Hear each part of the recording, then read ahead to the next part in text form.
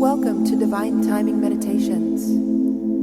This is a verse from the Tao Te Ching. Please refer to the description box below to learn more about the Tao Te Ching and how to incorporate it into your daily life. The relaxing music here will continue for a few minutes after the verse is read aloud. Please use this time to contemplate the verse's meaning and what it means to you. Feel free to share your experience with us in the comments below.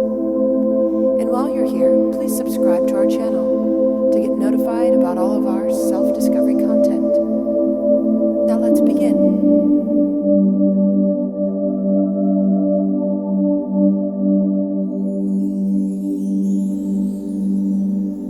Verse 21 of 81, Tao Te Ching. The omnipresent virtue will take shape according only to the way. The way itself is like something seen in a dream, elusive, evading one. In it are images, elusive, evading one. In it are things like shadows in twilight. In it are essences, subtle but real, embedded in truth. From of old until now, under names without end, the first, the beginning is seen.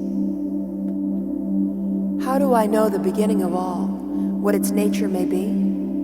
By these.